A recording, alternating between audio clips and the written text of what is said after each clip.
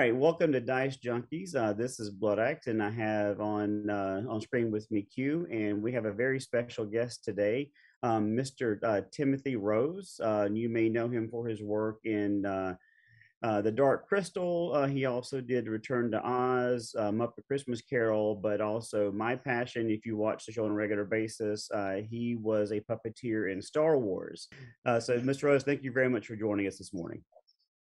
You're welcome. Nice. But we're going to switch gears because we had Mr. Rose with us talking about his career, and you mentioned the Muppets, and I love the Muppet Christmas Carol.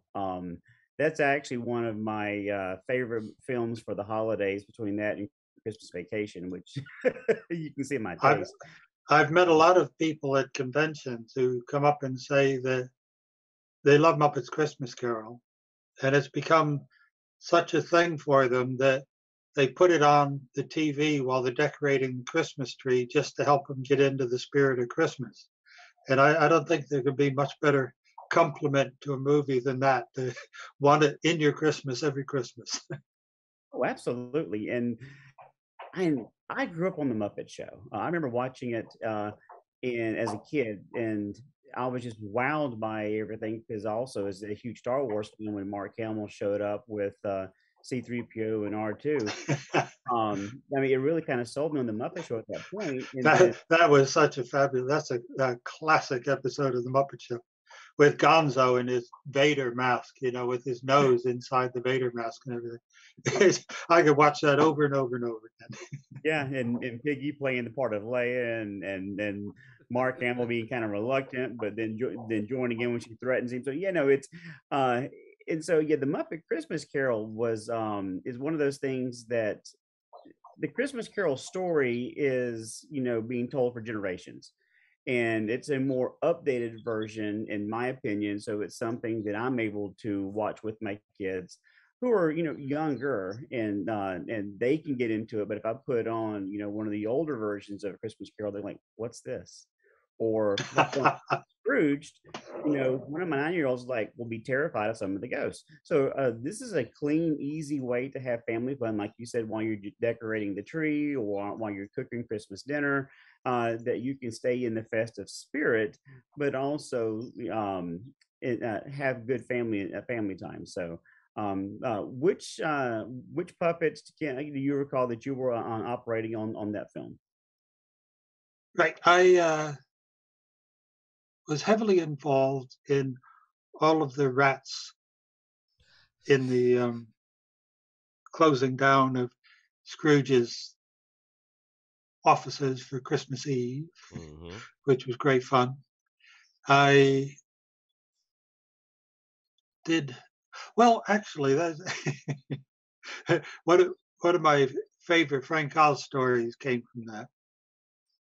When they did the Muppet Show, of course, the main performers, Frank and Jim Henson, they each did about 4 or 5 characters each, and they just never put them in the same scene.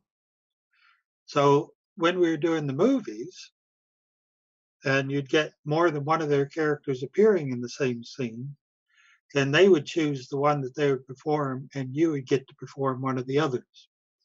So it was in Fozziwig's factory. They were having their Christmas party, and Miss Piggy was in the scene, and Fozzie Bear was in the scene. So Frank was doing Miss Piggy, and I was doing Fozzie Bear, and I was extremely nervous about it because Frank is the most perfectionist puppeteer you will ever meet in your life. So I was really trying to do Fozzie as I thought Frank would do Fozzie, and that he would appreciate my performance.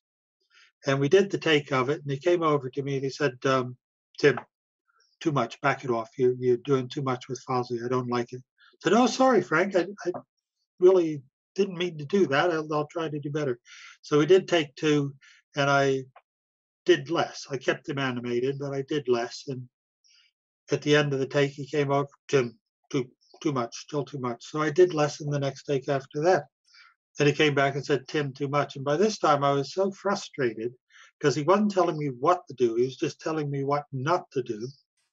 I was so frustrated. I said, right, the next take, I'm going to ruin the shot just as a standing protest of, I need help here because I don't know what to do now. So when they turned over cameras, the whole room was animated. In the middle of them, there was Fozzie Bear looking like he was on a stick, not moving, totally immobile, static. And at the end of the take, Frank came over and he said, Tim, that was perfect. That was just what I wanted from you. He used to love to bust the chops better than anybody else. Wow. I did Animal on the drums there too. That was great fun. Oh man, But Animal, yeah. I think one of my favorite stories, Michael Caine only did the movie because he wanted to do a movie that his grandchildren could watch, or he could watch with his grandchildren, because most of his films were for an older age group, shall we say. Right. Well, he did this scene where the ghost of Christmas past takes him to the graveyard, and he sees the young lady that he was supposed to marry, but he didn't marry her because he didn't think he had enough money yet, or he had all these reasons why they shouldn't get married. And he had a song to sing, and Michael Caine is not a singer by any stretch of the imagination, but he had this song to sing. And so he's standing about 3 foot away from this young actress that couldn't hear him, or wasn't supposed to be able to hear him. And he did such a beautiful job with that song that 200 film technicians were in tears on set. Wow. And when we went to the crew screening, the scene wasn't in the movie. And I ran up to Brian, because Jim Henson was no longer with us at this point. And I said, Brian, what are you doing?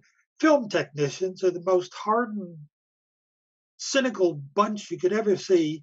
And Michael Caine had them all crying their eyes out in that scene, and you didn't put it in the movie. He said, well, it was too adult. This movie is for kids. And I said, not one of those children in that cinema has come there without their parents bringing them there. You should have left it in for the parents.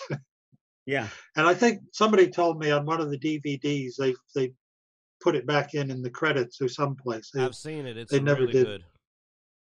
I mean, I think I've But seen it. I think I've seen that song. There's some cut of it out there. I'm almost sure of the yeah, song. in one of the DVDs, it's like they show it as a roll while the credits are going or something at the end, but it's not in its position in the Oh no, it's movie not. It's anymore. not. But I remember when I saw it, I was just like, "Whoa, that was intense!" Like, The first time Michael Caine came on set, we were all standing, the camera's there, he's in front of the camera, and you all have to stand back another 10, 15 feet so you don't make noise or ruin sound or anything like that. And we're standing back there and we're watching him. And the first day we're all really excited because Michael Caine's here, Michael Caine, And we're watching him and we couldn't help it. We said, for a guy that gets paid as much money as he gets paid, you'd think he'd make more of an effort, wouldn't you? And what Jim had always done, and Brian carried on, was anybody who wanted to could always come to the dailies. We could always go see the filming from the previous day to check our own work, to see anybody else's work, just to enjoy this movie that we were making. It's such a brilliant thing, and they're about the only people who allow the actors and technicians to do that. Nobody else lets you into that screening room. Anyway, so we all go and we sit down and we watch previous day's filming, and we see the scene where we thought the overpaid Michael Caine could do more. And when we saw him on screen, we realized that what he was doing, he wasn't performing to the technicians behind the camera. He was performing the exact distance between him and the 4 foot to that lens, to the millions of people watching him on the screen. And when you saw him from the same distance as the lens, he was brilliant. Whereas if you saw him 15 foot back, he looked like he wasn't doing anything at all. So that's the difference between stage acting and cinema acting, you see. Yeah. Yeah, that's interesting. Again, it's behind the scenes look that we as the audience don't get to understand, but it's not as simple as just going and saying some lines and doing some emotions. You actually have to have some understanding of the technology you're working with. And I found that really interesting. That's very fascinating. I love that he's a brilliant actor, but in his autobiography, he said the trick is as an actor you're trying to get the maximum amount of screen time. Editors will always cut you on a blink. So he says, don't blink your eyes. Now, of course, his understanding of acting went well beyond that. But in terms of what he was going to tell anybody about what he knew, that was it. Just don't blink your eyes and they can't edit you out. I loved it. Anyway, the Marley Brothers, played by Statler and Waldorf. Oh, I love Statler and Waldorf. Statler Waldorf. Right. Now, Statler and Waldorf were played by Jim Henson and Richard Hunt. Okay. Now, what people don't appreciate was that by the time we were doing Muppet's Christmas Carol, both those gentlemen were now dead. So Statler and Waldorf were the ghosts playing the ghosts of the Marley Brothers. Yes. It was kind of a little inside joke for the Muppet people. Which actually is very appropriate because of the situation of the original Puppeteers. But yeah, I remember them as being the apparitions in that film. But Statler and Waldorf are named after, I think, hotels in New York, if I'm not mistaken. Yeah. But their jokes in the original Muppet Show had me rolling as a kid. And now they're on Disney Plus. I pulled it up and started watching. With a disclaimer that, in case we've offended anybody, anywhere, at any time, in any language, we have to now have disclaimers. Yes, sorry. Yeah. Oh, yeah. That when I first saw that disclaimer, I was like, "What are they talking about?" And then I saw it was a episode that was kind of stereotyping some kind of, I think it was an Arabian character or something. I'm like, "Oh, this is what it's about." Okay, now I understand. I'll But tell you what I had. I was at a convention in Sweden, and the promoter comes over and he says, "Failure Howard the Duck pictures." I said, "Why? Nobody remembers that movie." He says, "Are you kidding? In Sweden, it's bigger than Star Wars." So he gets me the pictures. Sure enough, everybody's buying my Howard the Duck pictures.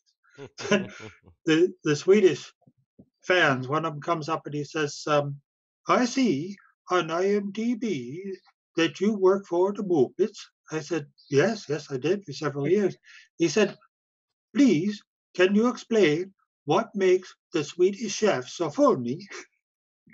I went, "Oh, is that the time? I think I need to go have a cup of tea now." But we weren't condescending anybody. We weren't putting anybody down. We weren't trying to say we were better than anybody. We were just trying to make people laugh. And people really need to get a funny bone back quick because things are going downhill big at the moment. Sorry, we're not being political or religious. You told me I couldn't no, do that's that, fine so. if they need to get a funny bone. I mean, I thought that I heard. What's weird too is I could have sworn when I was on YouTube once that I heard that Swedish Chef was actually pretty popular in Sweden. Like they thought he was hilarious. So that's why I always used to be like, I was like, eh. I just remember though your comment earlier. I was thinking about this whole time of same thing with the Muppet Christmas Carol is the ability to sell that you're talking to the Muppets that they're there were the best episodes. And there were just times that there were people that came on there and they really got into it. And there were other times that the actor would just be looking kind of at the camera and trying not to look over here because they didn't want to look down under, like you said, the stage. And you could tell they were just like, I can see the person. I thought Christopher Reeves did a really good job. That was another one of my favorites. I thought Christopher Reeves did a great job with Miss Piggy. What was it? Animal doing Fever with the female singer. I can't think of her name now. Had Fever, I got the fever all through the night. That was complete gold. That was from beginning to, because they got the two of them were just having the best time ever. So there were times that it was really sold that you were just like, man, this whoever it was, you could tell they were a fan because there were some people came on there that like it's amazing to see the celebrity that seems to be starstruck to be with Miss Piggy or Kermit that they're just like I'm here with Miss Piggy. Yeah, it is. The actress was Rita Moreno. That was it. Yeah, Rita Moreno. I think the Star Wars is my favorite episode by far, but I think the one with Vincent Price was phenomenal. Oh yeah, you're right. That was good. Vincent Price. I miss Vincent Price. But my second favorite has to be the one with Alice Cooper. Oh my gosh, the Alice Cooper episode was hilarious. I mean, they went dark with it, with him like pretending to be working for Lucifer and trying to lure Piggy. I mean, it was dark and it was edgy at the time. And Oh even yeah, no, that was the time. There yeah, were many um, Midwestern Christians who thought that he was working for the devil. You know, it was and they he's were not making fun of it, but there was a lot of people who were believing it at the time. So exactly. And if you're able to make fun of yourself, then that just makes you a more creative comedian or performer, because Mhm. you're not taking yourself seriously, but you're just taking some of those flaws or some of those stereotypes and creating entertainment that's either going to be a shock value, which is kind of what that was, or you can use it to perform other things.